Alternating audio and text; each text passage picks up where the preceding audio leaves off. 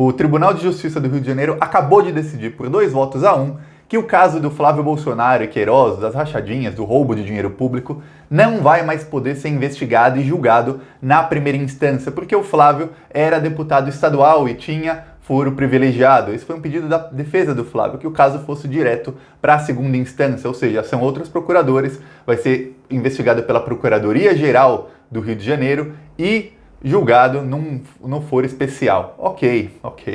Só que tem uma coisa, sabe quem é o Procurador-Geral do Rio de Janeiro? O Procurador-Geral do Rio de Janeiro é um dos maiores inimigos do Flávio Bolsonaro. O Flávio Bolsonaro, inclusive, já o xingou no Twitter. E o Procurador-Geral do Rio de Janeiro já deu várias entrevistas em que ele está a favor da investigação contra o Flávio Bolsonaro. Então, no caso dessa investigação, vai trocar 6 por meia dúzia. A única chance do Flávio, nesse caso, a curto prazo, a única chance dele é que os juízes da segunda instância, os desembargadores, estejam do lado dele, o que eu acho muito difícil. Só que tem uma coisa, o Flávio, ele alegou que quando a investigação começou, ele era deputado estadual, e por isso ele pode ter foro privilegiado.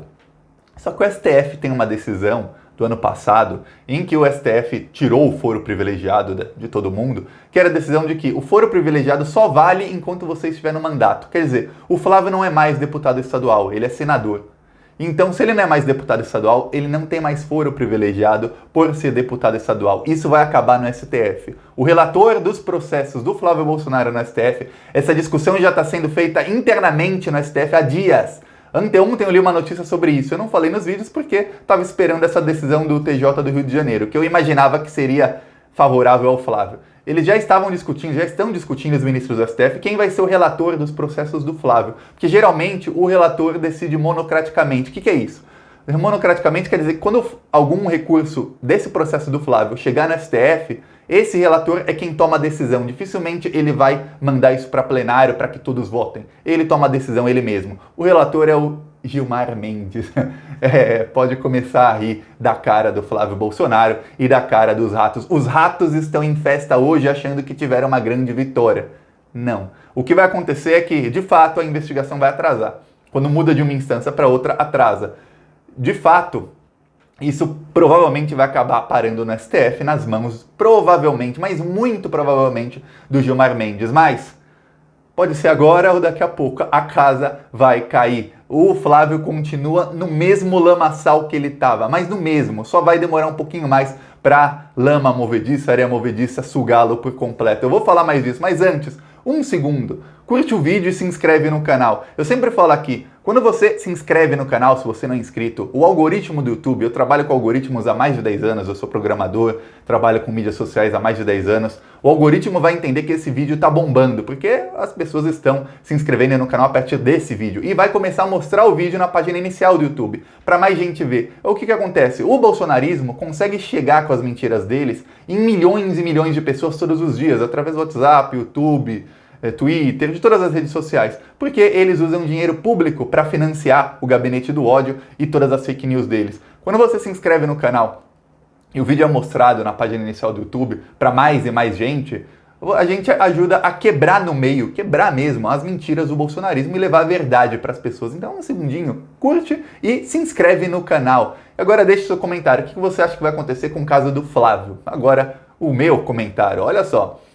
Se a investigação realmente, se for mantido, a investigação for para a segunda instância, o Procurador-Geral do Rio de Janeiro, Eduardo Gussen, o nome dele, dá um Google, Eduardo Gussen, Bolsonaro, só isso, não precisa nem digitar mais nada, só o nome dele e o nome do Bolsonaro juntos no Google. Você vai ver as entrevistas dele, você vai ver que ele já foi xingado no Instagram pelo Flávio Bolsonaro. O Flávio Bolsonaro xingou ele nominalmente, o Eduardo Gussen é um imbecil, ele xingou o procurador, no Instagram, isso foi em janeiro do ano passado. Por quê? Porque esse procurador, ele estava dando vários pareceres favoráveis à investigação quando estava lá no comecinho. Porque o Flávio Bolsonaro, nesse mais ou menos 1 ano e 6 meses, 1 ano e 7 meses de investigação, o Flávio Bolsonaro tentou paralisar essa investigação já 10 vezes. Essa é a 10ª vez que ele tenta paralisar a investigação. Ele conseguiu duas, uma no STF quando o Fux deu uma liminar para ele e outra também no STF quando três vezes na verdade, outra no STF quando o Toffoli deu uma liminar para ele, parou por 5 meses a investigação e em março desse ano, pouca gente ficou sabendo, também ele conseguiu paralisar a investigação por cerca de 15 a 20 dias, ficou paralisada porque estavam esperando esse julgamento, mas aí depois voltaram a investigação até o julgamento, aí o Queiroz foi preso e tudo. A princípio, a prisão do Queiroz, todas as quebras de sigilo, tudo que foi feito na investigação continua. Então, a vitória do Flávio Bolsonaro não foi nenhuma, só mudou da primeira para a segunda instância. O que quer dizer, se for esperar ele ser condenado e transitar em julgado, quer dizer, ser condenado em todas as instâncias para que ele seja oficialmente preso, então ele perdeu tempo, na verdade. Ele ganhou, quem ganhou tempo fomos nós, porque já está na segunda instância, não precisa esperar ele ser julgado na primeira. E outra coisa, se os bolsonaristas são tão a favor da prisão em segunda instância, ok, agora só precisa ele ser condenado na segunda instância para ele ser preso, já que eles gostam da prisão em segunda instância, ele pode dar o exemplo e ser preso já quando for condenado na segunda instância, não vai precisar esperar 2 julgamentos. Tudo que o juiz da primeira instância, o senhor Itabaiana, fez, continua valendo. Agora, os procuradores da primeira instância não vão mais poder investigar o caso. Na segunda instância, eu já falei, é um procurador que é desafeto dos Bolsonaro. E ele é desafeto dos Bolsonaro não porque ele está perseguindo os Bolsonaro, não. Ele é desafeto dos Bolsonaro porque ele tomou decisões na investigação, ele deu pareceres favoráveis à investigação, que obviamente o Bolsonaro não quer, os Bolsonaro não querem, porque eles não querem que seja investigado, eles tentam barrar a investigação. Tem um vídeo aqui sobre foro privilegiado, que é do Jair e do Flávio. Assiste e vê a opinião sobre o Jair e o Flávio sobre foro privilegiado. Vão ser reeleitos. Porque eles têm que ser reeleitos. Para continuar com foro privilegiado. O único prejudicado com foro privilegiado não é só eu. O prejudicado, eu não quero essa porcaria de foro privilegiado. Eu sou o único deputado federal prejudicado com esse foro privilegiado. Dos 503 deputados, 450... Pois bem, esse é um vídeo do Bolsonaro antes da eleição de 2018, em que ele falava que era contra o foro privilegiado e ele estava ao lado do filho dele. Só que o filho dele tentou abafar a investigação exatamente alegando que tem foro privilegiado. Já tem jurisprudência do STF dizendo que não. É por isso que eu estou falando, quando chegar no STF, se os procuradores recorrerem, vai subindo de instância até chegar no STF. Sendo o relator o Gilmar Mendes ou qualquer outro, vai chegar no STF e o ministro do STF vai falar, peraí, já tem uma decisão do STF do ano passado de que o foro só vale enquanto você estiver no cargo. Você, Flávio, vai ter que desenhar para que ele entenda. Ele já deve entender, porque ele não é tão tonto assim. Você, Flávio, era deputado estadual, você agora é senador. Você tem foro privilegiado para os seus atos irregulares, os seus crimes cometidos enquanto você é senador. Deputado estadual, não. Ah, mas a investigação começou quando eu ainda era deputado, que é o que ele e a advogada dele estão alegando. Não importa. Não importa. Você não é mais deputado, seu caso volta para a primeira instância. Então, de qualquer maneira, ele perde. Não tem como o Flávio sair feliz dessa. Claro, os bolsonaristas, esses que têm bandido de estimação, e eu vejo vários, eles estão comemorando, eles são empolvorosos. Oh, acabou a investigação. Eu nunca vi um pessoal que comemora quando acaba a investigação.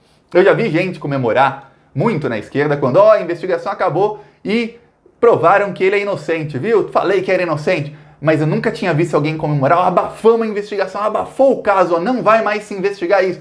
Nunca vi isso. E eles acham que realmente vai abafar a investigação e que não será mais investigado. Eles são redondamente enganados. A única vitória do Flávio é atrasar o processo. Isso, infelizmente, o processo será atrasado. Há também o risco, esse risco é iminente, é o risco de que esse pessoal que julgou hoje julgue mais pra frente que, já que o juiz de primeira instância não poderia estar à frente do caso, as decisões dele têm que ser tornadas nulas. Isso vai ser decidido mais pra frente. Aí, no caso, o Queiroz seria solto, seria um escândalo de proporções inimagináveis, mas, de novo, vai parar no STF. Só para dar um spoiler sobre qual é o posicionamento do STF.